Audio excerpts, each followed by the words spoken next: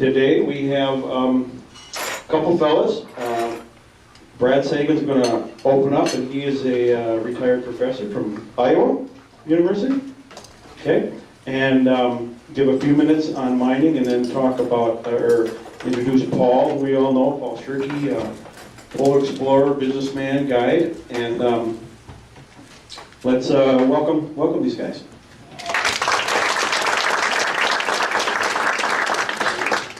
Thank you. I'm Brad Sagen, a current NMW has-been. I'm a former board chair, but now a volunteer.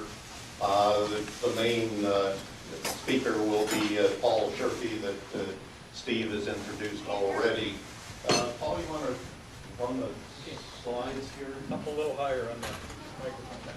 A little closer to your mouth. Oh, okay. There we go. So we're going to open up with next slide.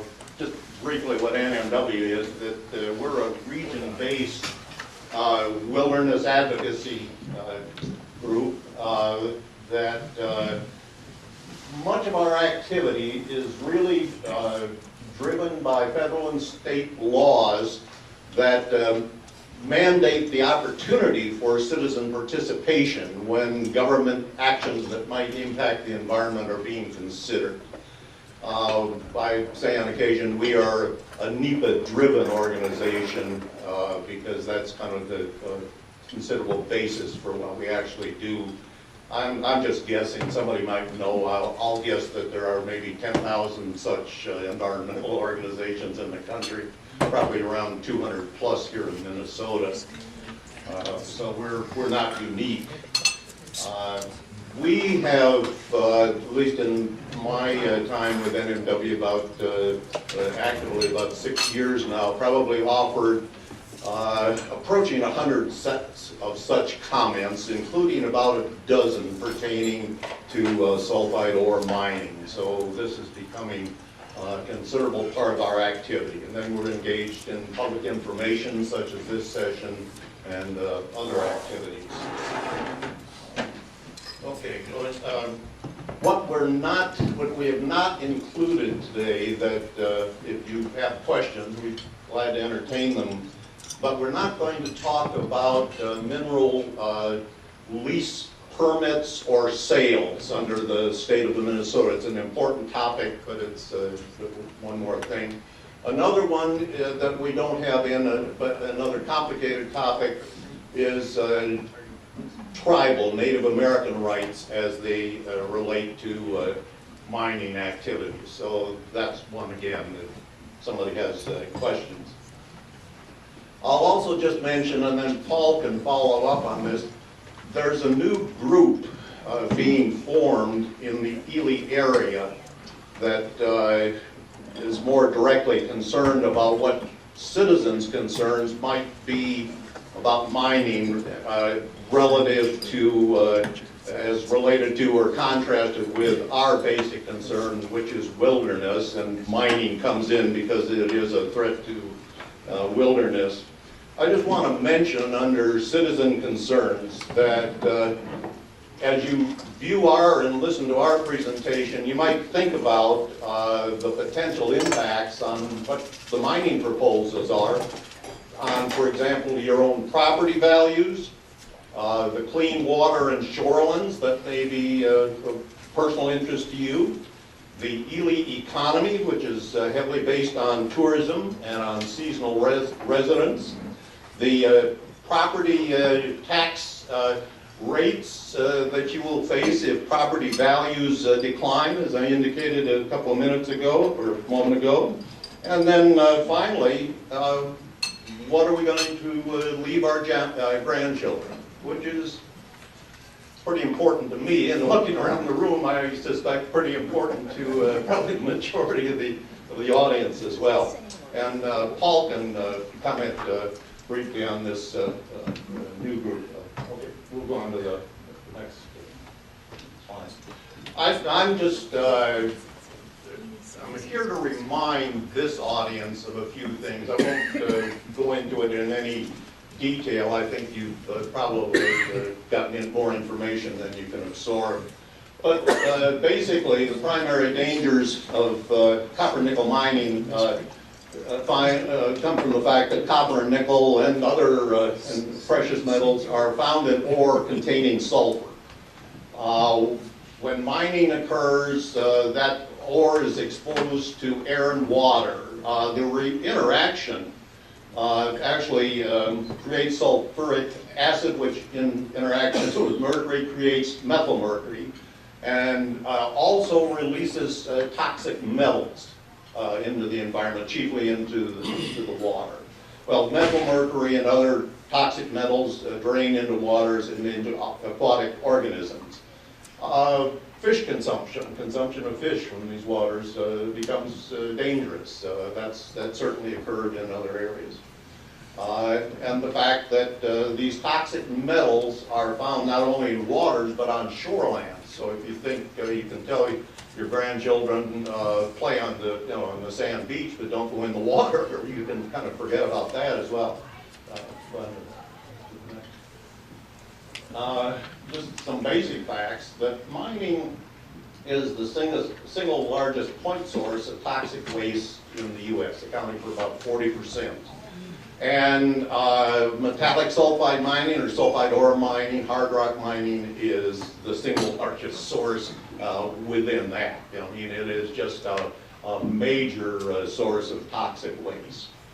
There is the fact that copper nickel mining, hard rock mining, has never been done safely in North America. This is the famous Wisconsin moratorium.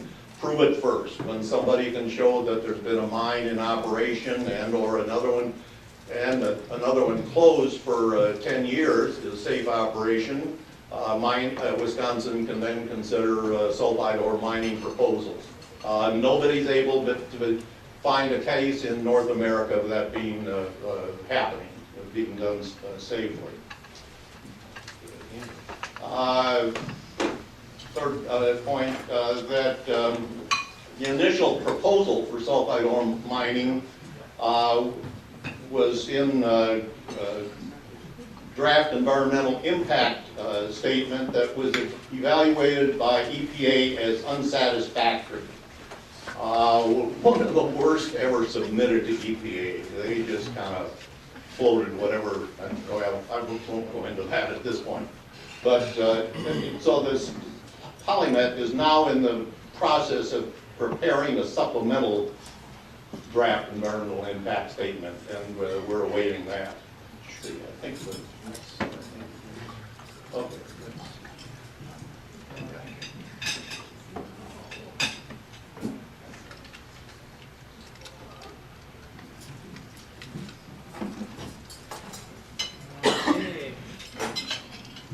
Thank you, Brad. Let's see, I'm going to try my luck here. Try to run the show and hang on to some papers. Can people hear me in the back without the mic, or does that not work? You're all right. Okay, I'll give that a go. Let me just scroll ahead here.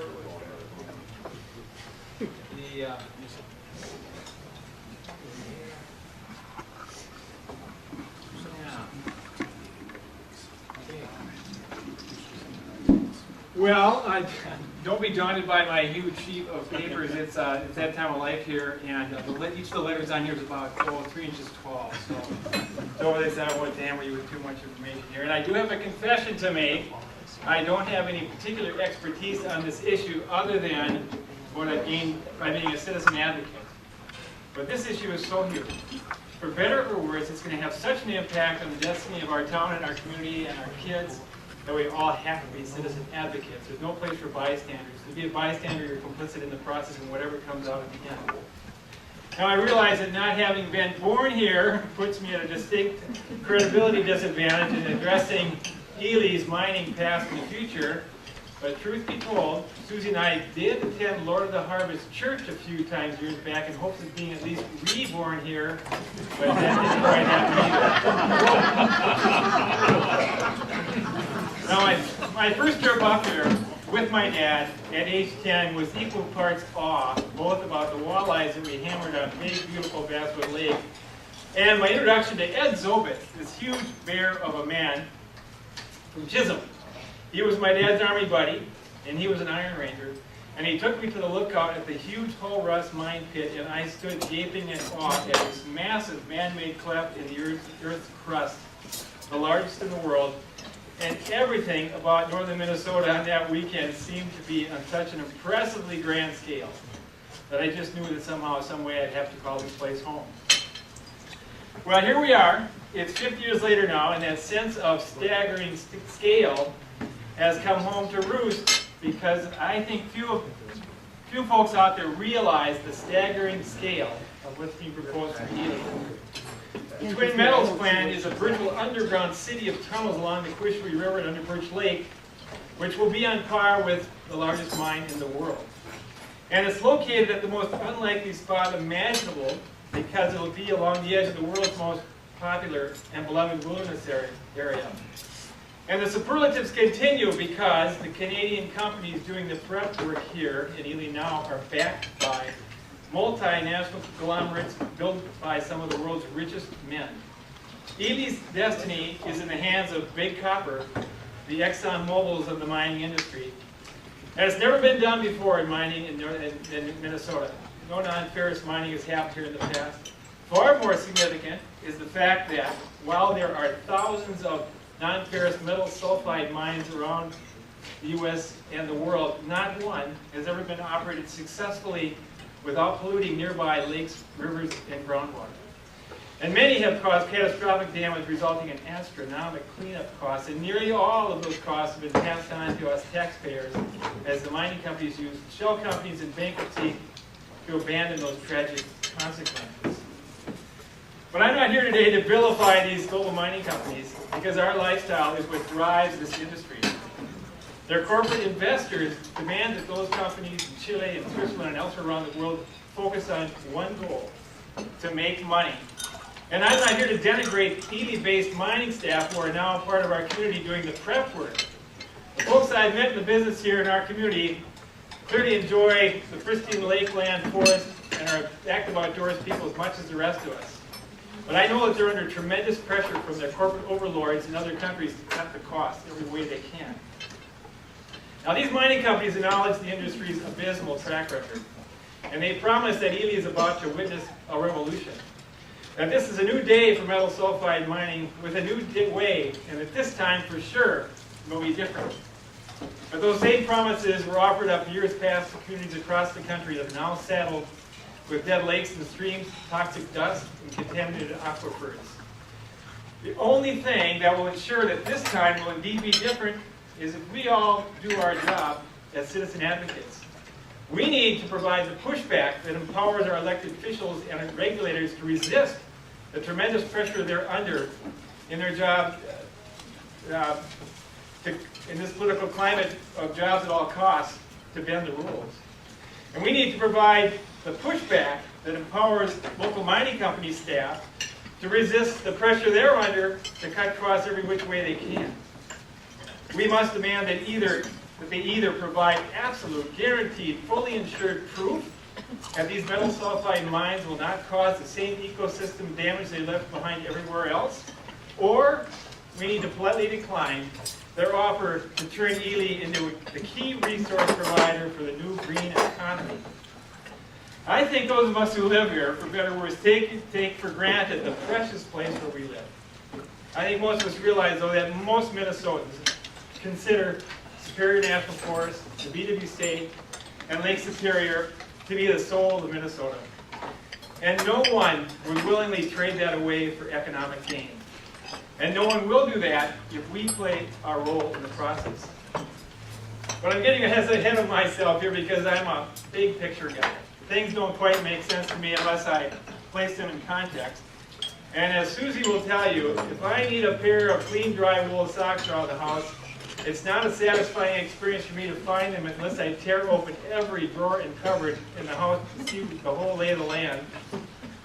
And I benefited from that same process in getting a fix on what's going on here with metal sulfide mining. And perhaps you will too, as we briefly peer into the drawers and cupboards of Minnesota's geologic and mining history. And I'll sit down here, make it easier to roll on the screen. Of course, Minnesota was never gifted with fossil fuels, but we did get a huge consolation prize billions of years ago. Volcanoes laid down these massive rock formations beneath the Earth's crust. Of course, the Wasabi Range and its two companions, the Vermilion and the Cuyuna Range, that made Minnesota one of the world's largest iron ore providers for nearly 130 years now. But closer to home here, along the North Shore, is this amazing other deposit in the Earth's crust, the Duluth Complex, containing one of the world's largest dispersed collections of non-ferrous metals.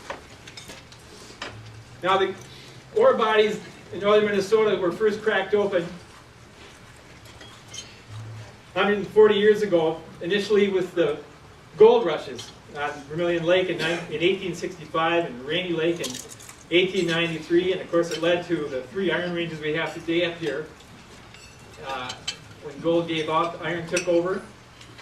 And it was iron so pure, up to 70% iron in a block of ore, that you could weld 2 pieces together. And it was a huge boom in the whole region,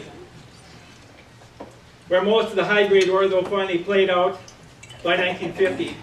But a timely technological innovation, of course, saved the day with the development of the taconite process, and kept us going even now.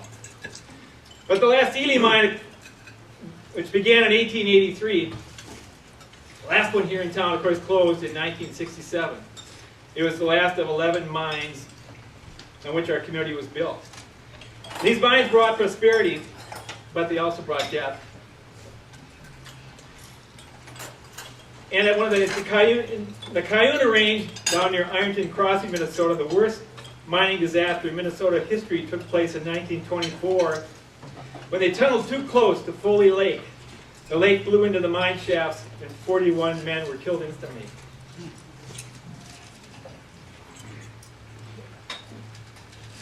But what's left behind for us as well is the biggest granddaddy of them all, the Hull Rust Pit, the one I gaped upon as an impressionable young boy of 10 here with my dad's Army buddy, an Iron Ranger. It's the Grand Canyon of mines, and in its heyday it was producing 1/4 of the nation's ore. 5 miles long, 2 miles wide, and it was so big that in the 1920s they moved the town of Hibbing to provide increased access to the mine. Over 200 buildings were shifted in the course of a couple of years. 1.2 billion tons of earth have been pulled from that cleft in the Earth's crust, enough to tunnel through the planet. But the Duluth Complex, the adjoining ore body that we're looking at now, contains a similar mammoth quantity of ores, some 4 billion tons of copper, nickel, platinum, gold, silver, palladium, and titanium. The dollar amounts are staggering, upwards of $1 trillion has been proposed, the 3rd largest deposit of some of these minerals in the world. Those reserves have been known for some time. Copper was discovered here in 1948. In the 1960s, the DNR began permitting exploration for copper. Given environmental concerns in the 70s, there was a moratorium for some time on the exploration. And those early efforts did leave behind first hint of metal sulfide mining problems,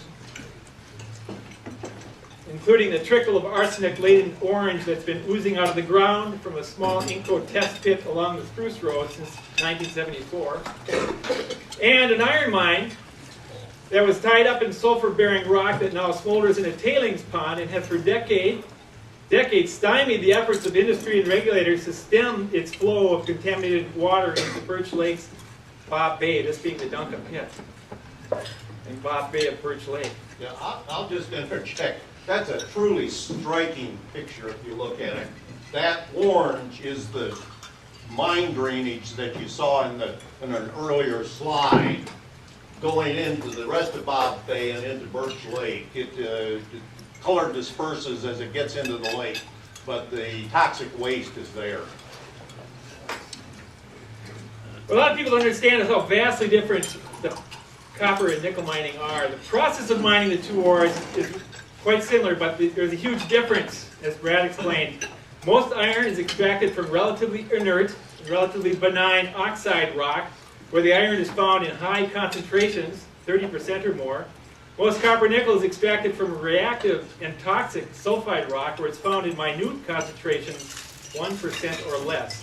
Mining copper requires exposing tremendous quantities of sulfide rock by grinding it to gravel or dust and exposing it to air and water. There, of course, it reacts into sulfuric acid, poison enough on its own, but it in turn dissolves and carries away from the rock toxic metals, arsenic, lead, and aluminum. And once the process starts on a large scale, it cannot be stopped. Worse yet, it mobilizes mercury that bioaccumulates in the food chain. So that short-term extraction process leads to a long-term threat. Simply put, no one has yet figured out how to put the earth back together again after it's been blasted, crushed, and saturated with chemicals. And for most of the last many decades, this non-ferrous metal sulfide mining process, which has taken place in thousands of mines across the country, has largely been done given its problems out of sight and out of mind. But the disasters have become apparent, and they are legion. The Summitville mine in Colorado, containment pond failed, killing aquatic life for 18 miles on the Alamosa River, a key fishery, and threatening the adjacent farms that relied on it for irrigation and for livestock. 10 years later, there's still no aquatic life in the Alamosa. The Molly mine in New Mexico poisoned a prize fishery, where the Red River was ironically turned blue with the aluminum sediment from the mine dust. And the dust in turn required a local high school to be moved. It became a federal environmental disaster area, a Superfund site, and has been so since 2000. Pinto Valley, 97, the tailings ponds failed. Millions of gallons of heavy metal tainted water dumped into the Pinto Creek and into Roosevelt Lake, this area's largest source of drinking water. Chino mine, 250,000 gallons of tailings burst into the Whitewater Creek through a series of ruptures. In the year 2000, hundreds of bird carcasses were found in the area, their deaths traced to the leaked toxins. And left behind, these mines, most of them bankrupt and abandoned, hundreds of mines became federal environmental disaster areas, Superfund sites, and the astronomical cleanup costs dumped on the taxpayers. Over the years and the decades, as the federal regulators inventoried the damage, the numbers were mind-boggling. Tens of thousands of such mines, from small pickaxe operations to miles-wide holes on federal land, contaminating 40% of the western watersheds, damaging 10,000 miles of streams. And for the last 40 years, each of those mines has operated under the terms of the National Clean Water Act. Each one assured regulators that they would meet the terms of that act. Not one of them has. The federal government estimates that cleanup costs to repair this damage could top $50 billion, and in the process, hard rock mining firmly planted itself at the top of the list of America's most polluting industries. And along the way, one of them achieved a claim to fame similar to our own Hull Rust Pit. This is the Bingham Canyon Dam near Salt Lake City. Not the largest, but the deepest pit in the world, at 3/4 mile deep, nearly 3 miles wide, from which they extract still to this day 500,000 tons of rock, cranking out $1.8 billion in resources each year. Below it is the largest plume of contaminated groundwater in the world. Another one achieved a far more notorious accolade. This is the deadliest mine in the world. It's the Berkeley Pit in Butte, Montana. The 1.5 mile wide acetic pool of toxic arsen, lead, and zinc. No fish, no plants, no insects live in it. Drinking it would corrode you from the inside out, which is exactly what happened to several hundred snow geese who happened to attempt to take a rest on that pond during their migration in 1995, and necropsies found their bodies blistered with acid burns. And now they use gunshots and loudspeakers to scare away any migrating birds that might be tempted to make a stop at the Berkeley Pit. In an attempt to turn lemon into a lemonade, or at least something more acidic than lemonade, Butte, Montana has attempted to make this a tourist attraction, and for $2, you can now enjoy a view of the world's largest poisonous pool from their viewing stand. The situation there is so absurd that if you're a fan of Jon Stewart's Daily Show, as I am, you might have caught his recent quip that has tried to have some fun with this issue, where they pointed out, while maybe this could become a bigger tourist attraction than it already is. They suggested it may never become a Dollywood, but it could become the super fun site for the whole family. Perhaps with, as John Stewart said, fun rides like Contamination Station, the Pestislide, and a chance to visit No Tomorrowland. Stewart's humor was probably only reprieve from the Trail of Tears of these metal sulfide mine damages, but the situation had clearly become untenable. And the industry had to unveil a new way, a new day, if it was going to continue non-ferrous mining in North America. And that's precisely where our story merges with this one. Now, some might say, perhaps uncharitably, that the metal sulfide mining companies were seeking virgin territory when they came up here, after having worn out their welcome out west. Perhaps seeking towns that embrace the mining tradition but have no direct experience with the dangers of metal sulfide mining. Others say simply that the rapidly escalating commodity prices finally made mining the highly dispersed non-ferrous metal found in our area financially attractive. In any case, they're here, and they're here in a big way, and the front runner, of course, is PolyMet. $700 million project with an open pit mine at the North Met site near Babbitt, proposed to operate for 20 or perhaps even 30 years, pulling tens of thousands of tons of ore from an open pit each day and processing it near the former LTV crusher plant 8 miles away at Hoyt Lakes, and leaving behind when they're done a tailings pile the size of 500 football fields, 200 feet high. With a Swiss partner and chief investor is Glencore, one of the world's largest commodities brokers. And if PolyMet is the snowplow, the wedge opening up the permitting process for other mining companies are lining up behind them. PolyMet's promise of a new day is largely wrapped around their planned use of a hydrometallurgical autoclaving process rather than the dirty smelters that have been such a curse of high copper nickel processing in the past.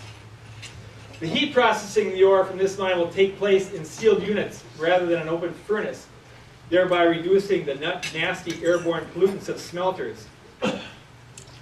The process has been tested for years, but the kicker is it has never been proven yet on a commercial scale, and we'll be the guinea pigs. The other main new day innovation for PolyMet is that the massive tailings pile will be underlain with a synthetic liner, so rainwater percolating through the sulfur and toxic metal-bearing waste rock can be treated before being released into the watersheds. For 4 years now, PolyMet has worked with various government agencies on their draft environmental impact statement and submitted it to the Federal Environmental Protection Agency a few years ago. As you may recall from the news, that didn't go well. The EPA dismissed it out of hand, giving it its lowest possible failing grade, and that's largely because PolyMet acknowledged right up front that water discharged from their tailings ponds into the Lake Superior watershed would simply not meet federal or state clean water standards.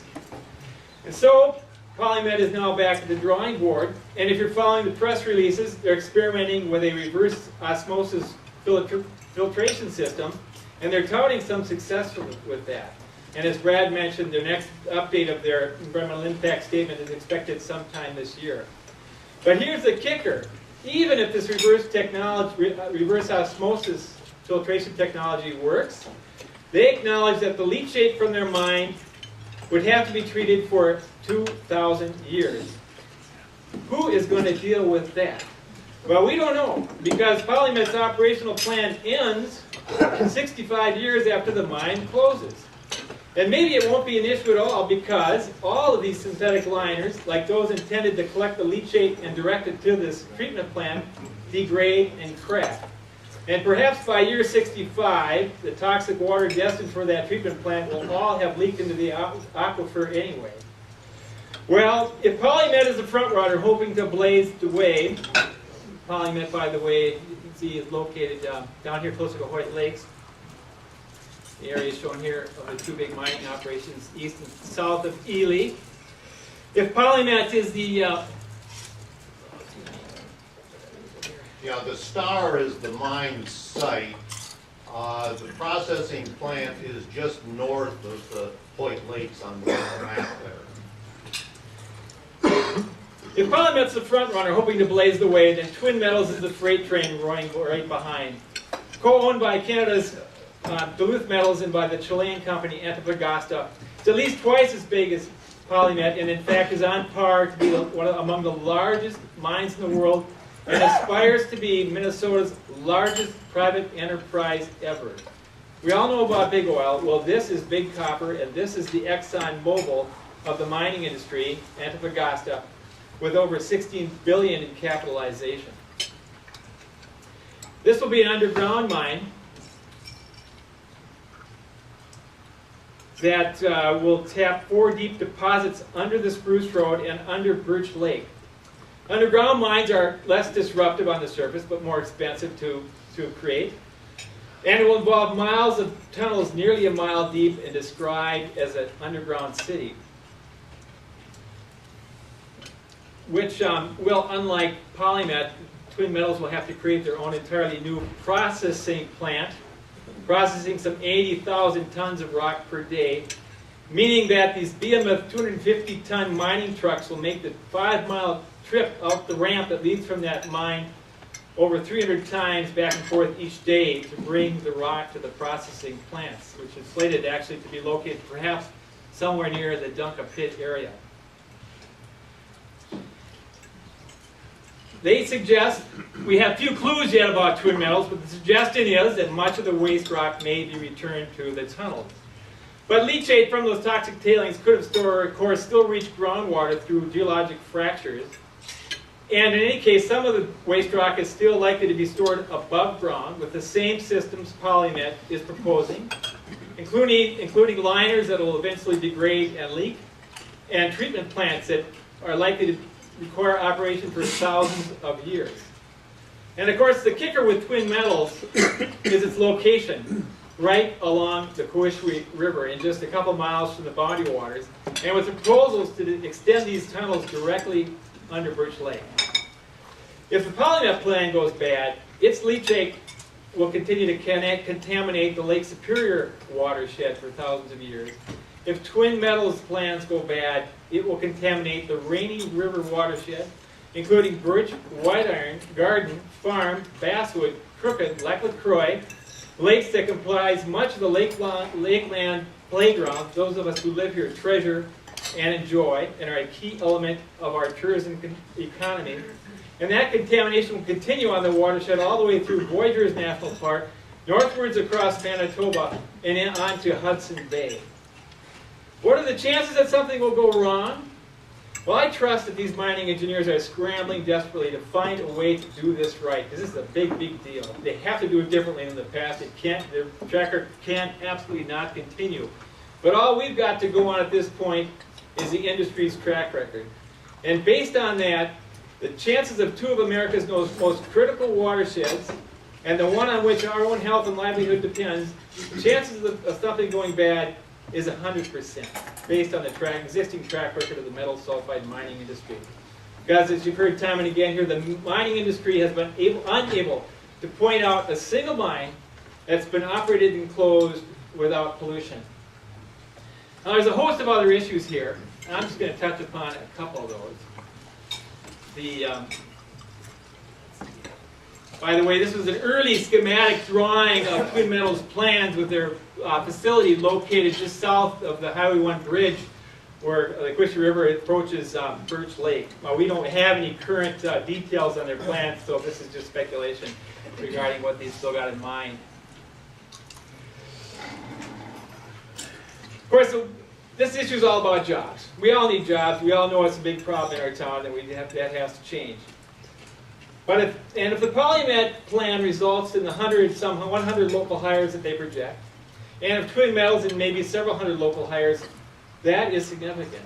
But it is no Shangri-La, because studies show that the more dependent a regional economy is on personal income earned from people who work in resource extraction, the slower the growth rate of those economies overall.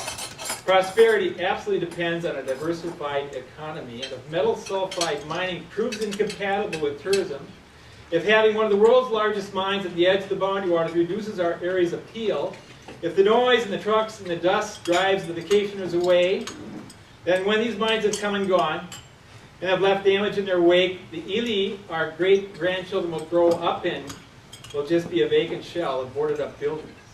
The other issue, another one, air pollution. While polymet and twin metals won't be pouring plumes of toxic smoke out of smelters, their operations, especially the autoclaves processing the ore, will consume ponderous amounts of electrical power. Largely all supplied by Minnesota Power and mostly from old-style, dirty coal-fired plants. The pollution and the huge carbon footprint that will result in means that while we may be focused at present on the potential damage to our watershed, the real damage to the health and the environment could be a sleeper. It could be in the air. Land is another issue. Polymet's plan will impact 1,600 acres of wetlands. And much of the acres proposed for mining is owned by the Forest Service, where laws prohibit surface mining. So swaths involving thousands of acres of lands have been proposed. Many of these involve the school trust lands we've been hearing so much about, a long festering issue about state-owned acreage more or less trapped in the boundary waters.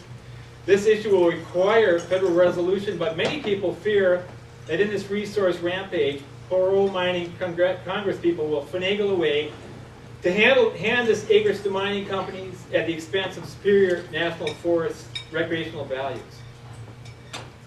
We take for granted the precious place where we live. Most Minnesotans consider this area to be the soul of the state, and no one will trade away for economic gain if we play our role in the process as being citizen advocates. Now, I've met many of the key local officials and engineers with these mining companies, and I know that they're clearly passionate, most about the outdoors. They enjoy hunting, fishing, and canoeing probably as much as I do. And some have been on the trail with me, and I know that they are not intent on damaging our forests and lakes. In fact, I'm sure they're striving mightily to ensure that doesn't happen, but they're getting their marching orders from their multinational mining conglomerates that have no connection to our region, and his only goal is to make money. They are pressured to cut costs every way possible. Our job, again, is to provide them with the pushback to resist that pressure. Our job is to ensure they can report back to their corporate overlords that given metal sulfide mining's abysmal track record, we're not going to simply buy their promise that this time it will be different. We've got to demand absolute, guaranteed, fully insured proof. And why, I ask, aren't our local, county, and community officials demanding the same? Why are so many being such lapdogs and sycophants rather than showing leadership on this incredibly huge issue? Sure, we want and need the jobs, and they want the minerals, but their plan imposes risks that could cost us more than we'll ever gain. Where are the leaders who have the backbone to say, okay, take away those risks and the minerals are yours? I could only imagine what kind of spineless bumpkins these mining companies thought they were dealing with when early on in this process, state and local elected officials expressed with absolute certainty that these mines would be clean and non-polluting before any analysis or environmental review had even begun. So how is this proof provided? Well, rather than being the guinea pigs, we could insist that they first prove this new process elsewhere, perhaps in an area that's far less prone to the extreme risks involved here. As you've heard many times, Wisconsin has taken that approach with its Prove It First legislation. Similar bills have been proposed in Minnesota, but given our state's mining sentiments, passage could be a challenge. New Mexico and Michigan have legislation prohibiting mines that require perpetual care. Minnesota law expresses a similar principle, but the Minnesota DNR appears poised to let that slide. Perhaps strengthening that legislation would be our best bet, and besides, it's a no-brainer.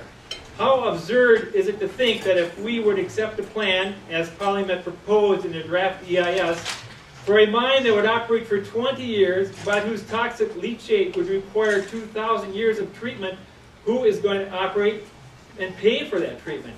Not Polymet. As mentioned before, their plan calls for walking away from the operation after 65 years.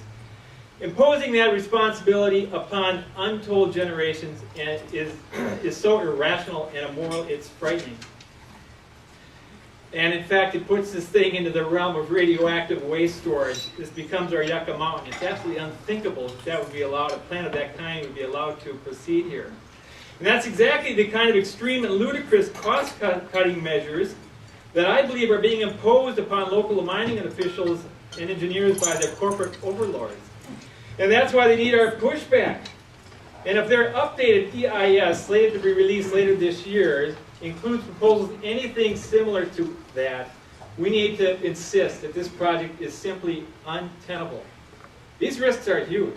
And anybody who's not concerned about these risks is either uninformed, deluded, or absolutely heartless. Now, when they're not giving their stump speeches, I have heard some of our strongest mining proponents among our elected officials express concern about this issue. And local mining staff in the companies here in town doing the prep work who've been on trips with me have expressed similar concern. And regulatory officials with our MPCA and DNR who've been on wilderness trips with us have also expressed concerns. And increasingly, as I talk with people in town, while we're all keen for more jobs, more and more people are wondering what is going down here. And I think that concern is in fact our common ground. Shouting go mining or no mining is simply not getting us anywhere. And while I confess that I've been part of this process, I'm wondering if this little yard sign battle we've got going on here isn't counterproductive to the cause. For one thing, we all support mining or we're hypocrites to our lifestyle. And we all support clean water or we're hypocrites to our health. For another thing, I wonder if these yard signs aren't simply playing into the hands of the big multinational mining conglomerates, because they would love to see this conflict passed off as a silly backyard turf war. But it's not. The biggest proposed private enterprise in Minnesota history is of statewide significance. And a plan to introduce the nation's most polluting industry in one of America's most critical watersheds, the Great Lakes, and its largest watershed, our Rainy River to Hudson Bay watershed, makes it a global issue. So unless you're uninformed, deluded, or heartless, we all need to be concerned about this. Now, there's not much we can do about the folks who are deluded and heartless, but there's plenty we can do about the uninformed. Now, it's true that more times than not, opening a discussion in Ely by condemning copper nickel mining is a conversation killer. But expressing concerns about it, I'm finding, is generally a conversation opener, and increasingly so. And you can test this yourself by saying to most anyone that you'd sure like to see more jobs here, but you're kind of concerned about what you're learning about copper mining. Telling them that even the mining companies, excuse me here, I lost my place. So how do we build this common ground of concern? Well, I have an idea. Perhaps it's a bit tongue-in-cheek, but I'll let you be the judge. Maybe the signs we sport could carry a new message. A couple of weeks ago, most of us proudly sported a message. The election that resulted from that message reflected the fact, I think, that on a national level, most Americans don't favor cutting the captains of industry loose in a resource rampage free-for-all that's unfettered by safety, oversight, and regulations. And I think on a local level, that election reflected the fact that we don't favor politicians who are simply lapdogs of the industry. We want leaders who share our concerns, and maybe we should be sprouting stickers that reflect that fact. And just maybe our yard signs could reflect that common concern as well. And maybe we could start an ad hoc organization that also reflects our common bond of concern. And finally, now I might be dreaming here, but maybe we could get the local mining companies on board. Maybe they, in an act of solidarity with our community, maybe they would, in addition to sponsoring our little league teams, to buying us free drinks at Silver Rapids and giving us free turkeys for the food shelf, maybe they would fess up and acknowledge that giving the magnitude of what they've been commissioned to accomplish and the catastrophic risks involved, just maybe they would share our sentiments as well.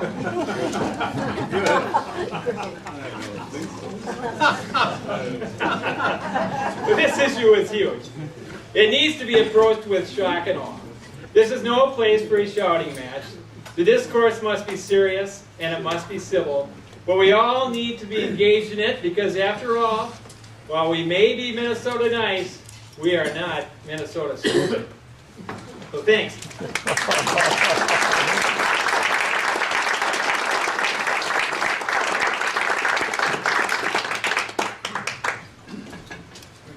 Open up, yeah, we got time for questions? Yeah. Comments, whatever. I just one question on the first talk up there. It said it hasn't been proved in North America. What about the whole world? Has it been tried other places or?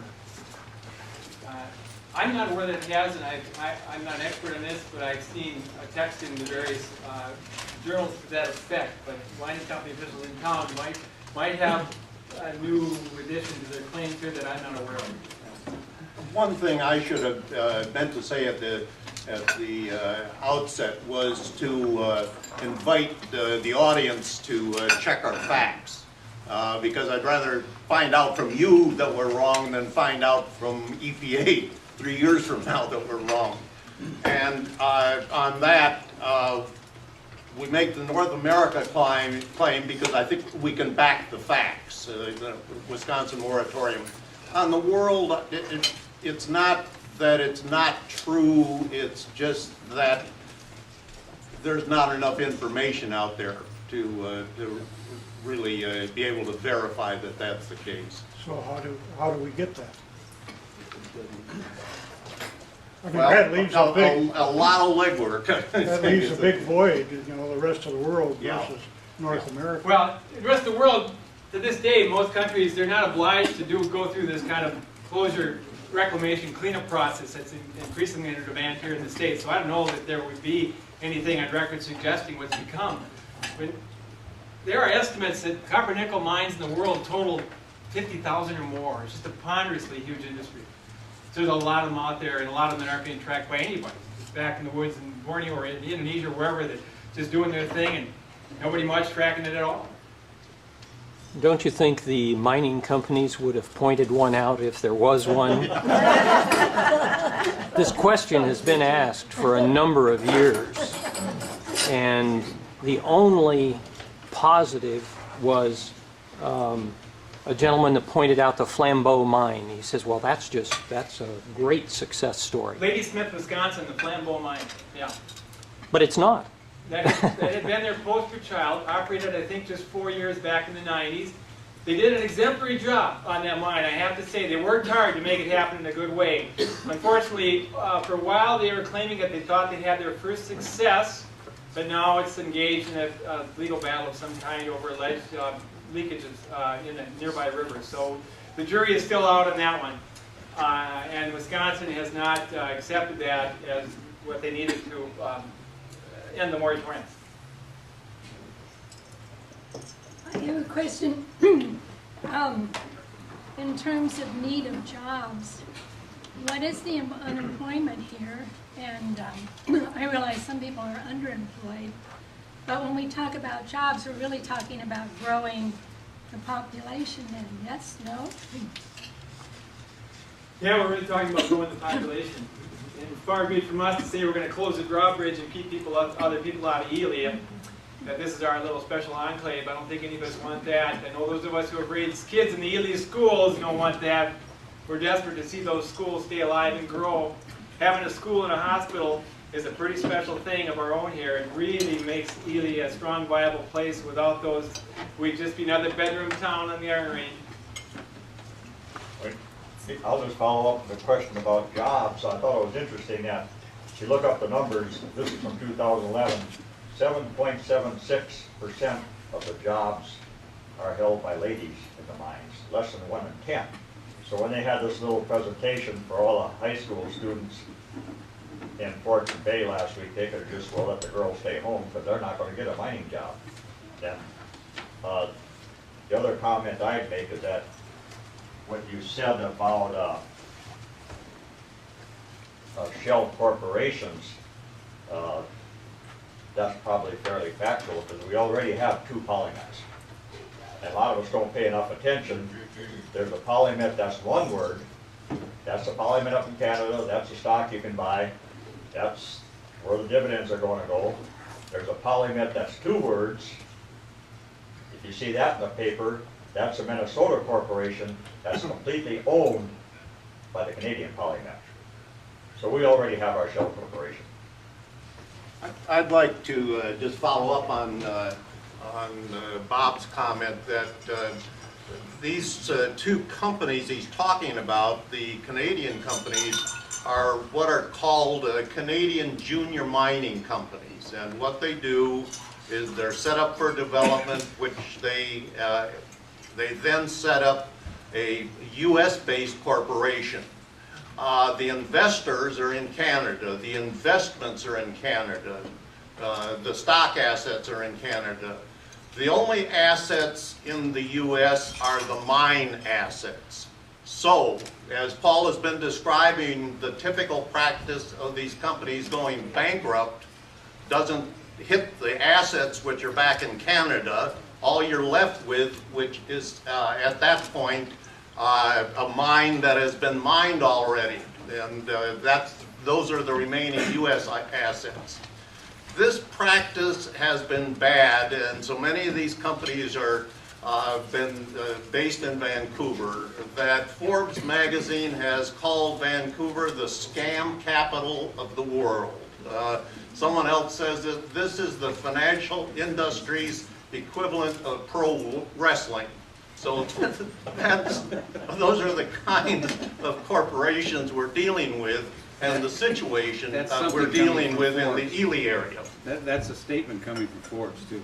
Yeah, Forbes magazine expressed concerns about the shell companies. Yeah, good.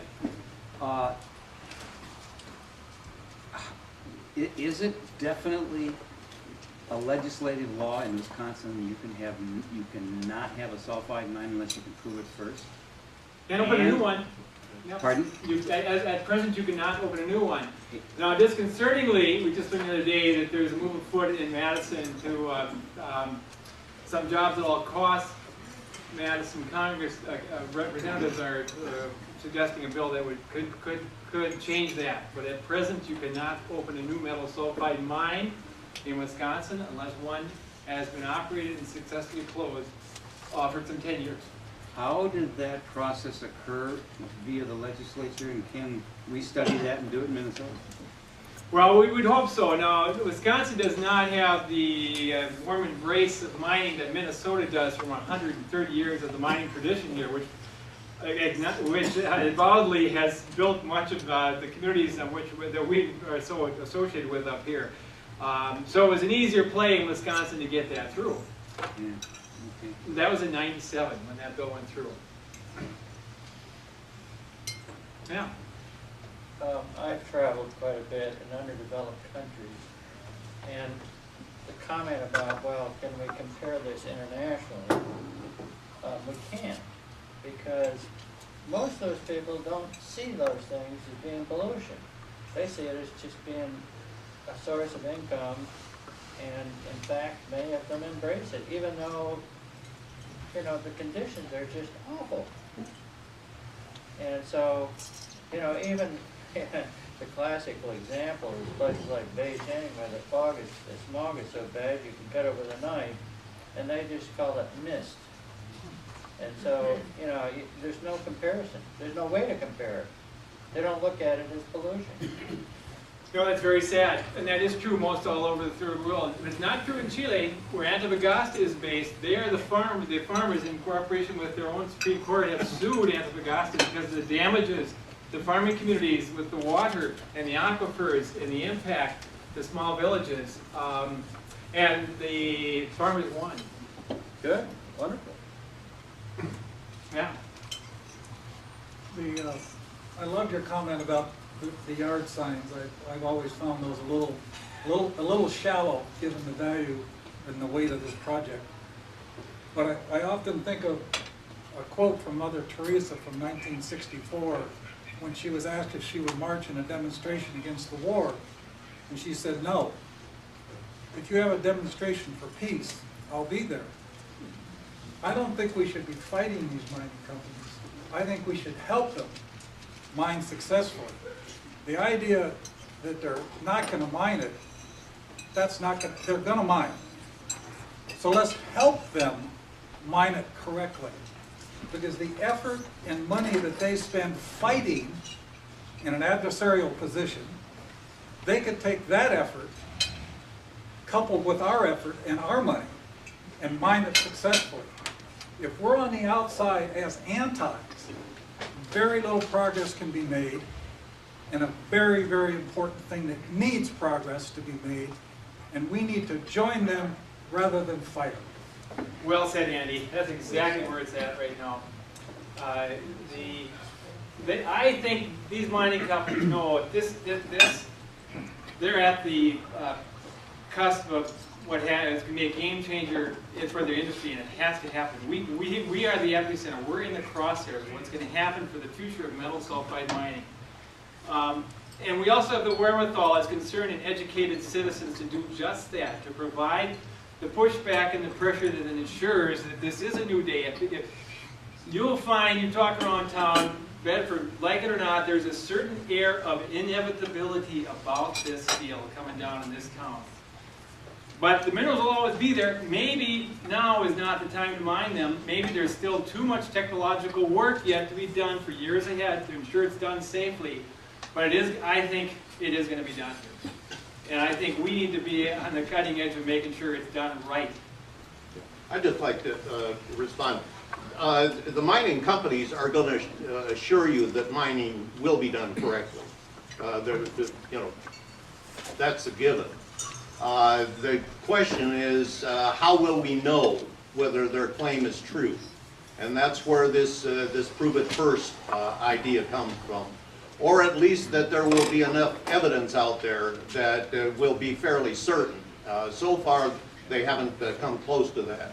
You'll remember that this was part of Rick Nolan's campaign, was a research institute at Duluth to tackle problems like this, and that's a potential answer. But until somebody comes forward with more than an empty claim from the mining companies that it will be done correctly, I remain opposed. Reed? Yeah, thanks, Paul. I'm not prepared to concede that it's going to happen here, and I certainly hope it doesn't.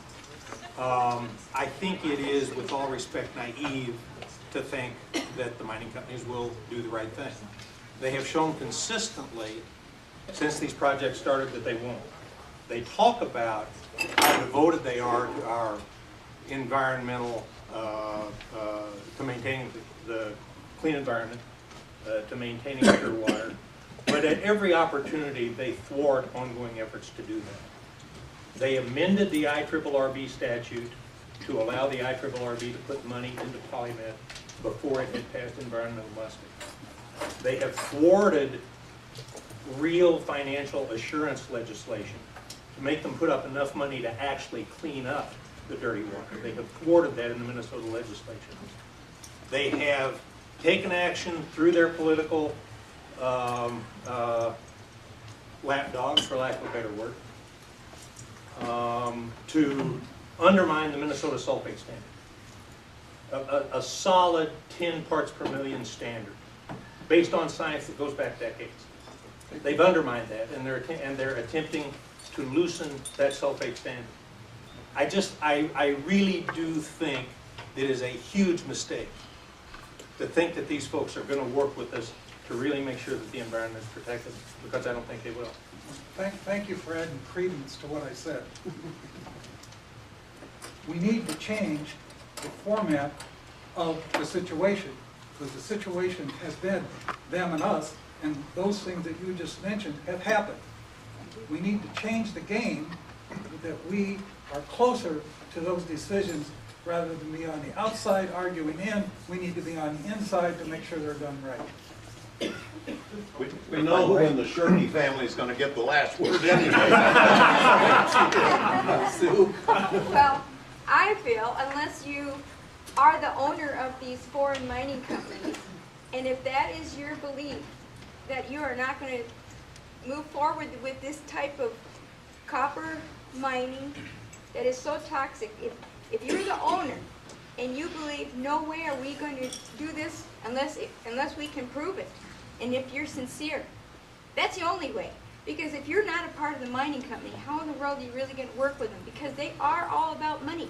I mean, I have talked to people who have retired from the mining companies, and they will say, because I've always said, nobody's protesting iron ore mining. This is copper mining. But even people in the iron ore industry have said, yes, but there has been pollution into Lake Superior, Duncan Pit, all over the place, these tailings ponds, that is a concern.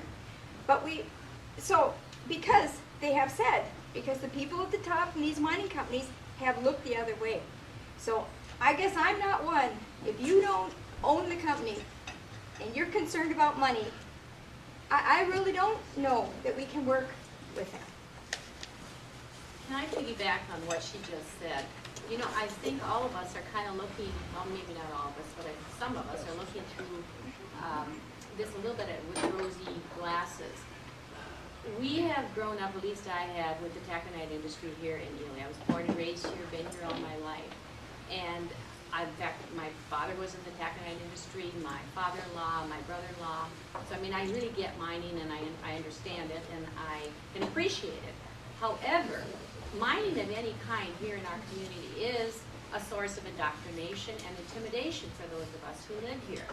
There are many, many, many health as well as environmental questions related to taconite mining that we've kind of put blinders on.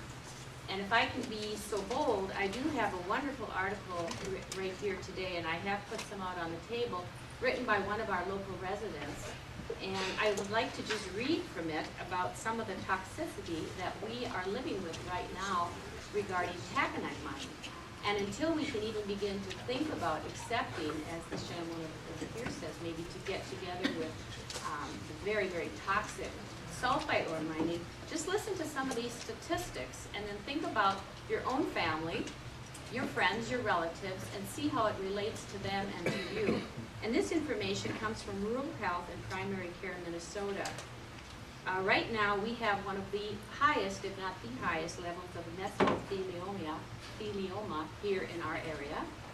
Babies are born with toxic mercury levels, the highest in our state. Our water wells have the toxic levels of manganese. People here in northeastern Minnesota, I don't know if you're aware of this, it was shocking when I read it. We have the highest overall mortality rate in rural Minnesota.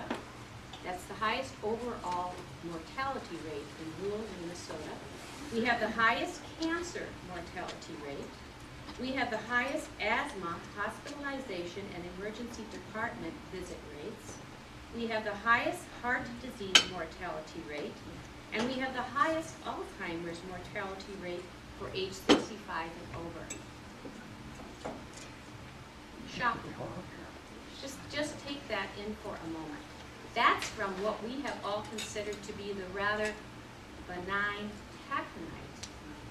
We have 6 operating taconite mines in our area. They are basically coal-fired. We are literally, folks, we are literally being killed by what we have put blinders on. We think it's rather benign. We've been indoctrinating that we have to have mining of any kind, whatever.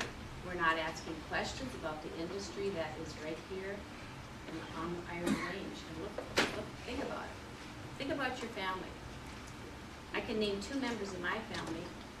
One had the horrible lung disease. The other had a major heart attack with a very strange blood disorder prior to that.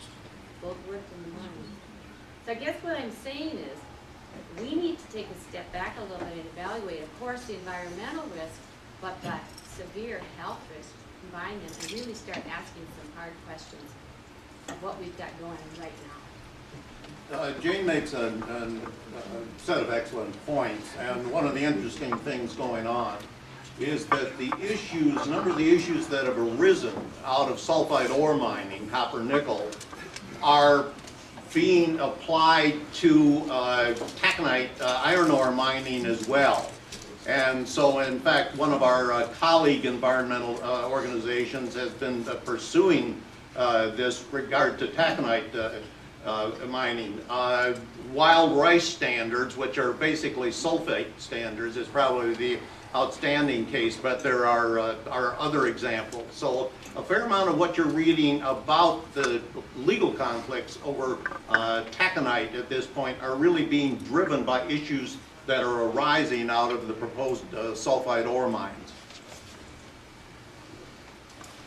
I'm a little confused about the idea of proving it first, because we're talking about decades of problems that occurred decades later. You talk about liners and pits failing after a long time, and so on. So we're talking about proving it first 100 years from now. So is it merely a delaying tactic, or is that a reasonable way to approach the problem? What you're pointing out is that prove it first is actually a pretty weak standard, because all it calls for is a mine being closed for 10 years and no demonstrable damage. My personal view is that the real problem is the long-term drainage and damage from the basic waste rock, not from processing or other things. So you're really stating the case that even the Wisconsin moratorium is a very weak standard. And that's why strengthening Minnesota's current statutes concerning perpetual care is probably a wiser and a more politically palatable way to go here in Minnesota. Prove it first has, as is pointed out, some significant limitations. I don't know if in 1997 anyone was proposing a mine plan that would require treatment for 2,000 years. Maybe they did, but it's hard to imagine that would have been accepted. It certainly can't be accepted today. And perpetual care, and I think 2,000 years is pretty close to anything that people would define as perpetual, is simply unacceptable. I'm sure by any rational person. I'd just like to point out that these metals are commodities on the world market. And if these companies can't compete with the people who are allowed to pollute in wherever around the world, 50,000 mines someplace in the world, they are not going to come here. And if they have to meet standards that cost of production goes up too much, they'll leave as soon as they find that out. And so to say that it's inevitable is because the price of these commodities is very high right now, and it's projected to be very high. And so they're looking at it like, well, we could do it maybe a little bit better, make it sound a little bit better, and we'll still be able to make our profit. But as soon as that profit melts away, they're out of here. And you can see it every year that they let contracts for taconite. One year they're going 100 miles an hour, and the next year they're laying people off. It's been that way forever, and this will be no different. And I think to think that we can go in and help them decide how to do this right is being naive, because that's not their concern. Their concern is a return on investment for stockholders somewhere else. That's right, and the commodities prices are largely being driven right now by China, who are warehousing and stockpiling copper as a hedge against changes in the market worldwide, and in part spending the money we're shipping their way as part of our incredible foreign debt. And so you can be sure someday we're going to be buying that copper back again from China at much higher prices than it was ever sold here from Minnesota. I'm sorry, somebody else had their hand up. You know, we're constantly doing the same old debate about between jobs and the environment, and I think we should really be looking at the job side a little more. And I worked in several of the mines as well as doing other things, so I've had a variety of employers over the years, and I still come back to the resource curse. That's the economic theory that if you try to build a local economy on selling off non-renewable resources, on the average you end up with a lousy economy, worse than people that have no natural resources. So when they're trying to sell us mining for economic development for our communities, I can dig out my map of the Mesabi Iron Range and show you 24 communities. We've got, I think somebody mentioned there's 6 operating taconite plants right now. We have a mature iron mining industry. Virginia lost population in the last census. There's your mining economy. They're trying to peddle jobs and they don't have them. Well, what Bob's talking about has been highly researched. It wasn't something he made up called the resource curse. And the mining companies found out that other people were learning about the resource curse. So in one of their international meetings, they said, we've got to deal with that. What are we going to do? Well, their conclusion was they're not responsible. It's our politicians that are responsible for the resource curse because they didn't drive a hard bargain. They didn't demand enough money. They didn't, oh, and they even specifically said they were not putting money, our politicians were not putting money back into communities from the resource. So this bit about cooperating with mining companies, I think, is very idealistic. That's not the way they work. They're going to get the best deal they can, and then they're going to blame politicians and us for not being awake. Thank you, fellas. I think obviously we can go on for lunch.